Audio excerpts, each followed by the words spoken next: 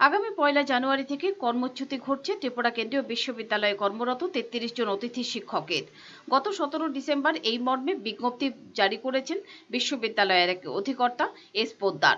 নিন্দুকেরা বলেন, নিয়ম বহির্ভূতভাবে নতুন করে নিযুক্ত 44 জন অতিথি শিক্ষকের চাকরি নিশ্চিত করতেই 33 জনের ভাগ্যাকাশে কালো মেঘ ঘনিয়ে আনা হচ্ছে। বেকার হয়ে পড়বেন এই 33 জন অতিথি শিক্ষক। কেন্দ্রীয় বিশ্ববিদ্যালয়ে বহু অনিয়মের অভিযোগ রয়েছে, কিন্তু সব অনিয়মকে হার মানিয়েছে এই কর্মচ্যুতির বিজ্ঞপ্তি। কারণ যাদের চাকরি নিশ্চিত করতে 33 জনের কর্মচ্যুতি, তাদের অধিকাংশ বহির্রাজ্যের যুবক যুবতী, বেশিরভাগ দিল্লি, মিরাট, পুনে এবং ঔরঙ্গাবাদের বাসিন্দা। এছাড়াও নিয়োগপ্রাপ্তরা বেশিরভাগই নাকি বর্তমান উপাচার্যের ছাত্র ছিলেন। অভিযোগ, ত্রিপুরা কেন্দ্রীয় বিশ্ববিদ্যালয়ের মতো একটি প্রতিষ্ঠানে সাম্প্রতিক সময়ে অন্য এক দৃষ্টিভঙ্গি নিয়ে চলছে। রাজ্যের উচ্চশিক্ষিত যে সমস্ত মানব সম্পদ বিশ্ববিদ্যালয়ের সঙ্গে যুক্ত হতে পারে তাদের বিযুক্ত করা হচ্ছে।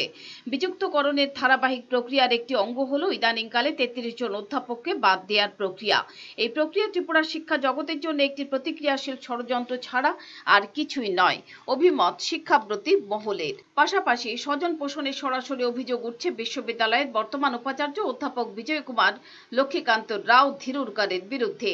চলতি বছরের 17 জুলাই ত্রিপুরা কেন্দ্রীয় বিশ্ববিদ্যালয়ের উপাচার্য হিসেবে যোগ দেন ধিরুরকার। তখন থেকে ষড়যন্ত্র শুরু হয়েছিল 33 জন অতিথি শিক্ষককে নিয়ে। এরা সবাই ত্রিপুরার বাসিন্দা। উপাচার্য দায়িত্ব নেবার পর সেপ্টেম্বর মাসে 44 জন নতুন অতিথি শিক্ষক নিয়োগ করা হয়।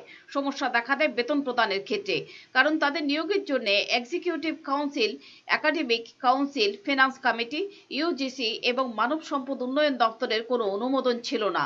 বিশ্ববিদ্যালয়ের রেজিস্ট্রারও নাকি এই অনিয়মের বিরুদ্ধে ছিলেন, কারণ নতুন 44 জনের বেতন দিতে 4 কোটি টাকা অতিরিক্ত ব্যয় হবে। এই কারণেই উপাচার্যের নির্দেশ মতো 33 জন ত্রিপুরার উচ্চশিক্ষিত মানব সম্পদকে ছাঁটাইয়ের পথে হাঁটলেন বিশ্ববিদ্যালয় কর্তৃপক্ষ। আশ্চর্যের বিষয় হলো, এই নির্দেশনামায় স্বাক্ষর করার কথা বিশ্ববিদ্যালয়ের রেজিস্ট্রারের, সেখানে স্বাক্ষর করেছেন এক অধিকর্তা। এর ফলে 33 জন অতিথি অধ্যাপক তাদের কর্মযাত্রার পথে, গন্তব্য পথে একবুক স্বপ্ন বেঁধেছিলেন। নতুন বছর শুরুতেই সেই স্বপ্ন এবং এই গন্তব্য তাসের ঘরের মতো ভেঙে চুরমার হয়ে যাবে। ব্যুরো রিপোর্ট, চ্যানেল দিনরাত।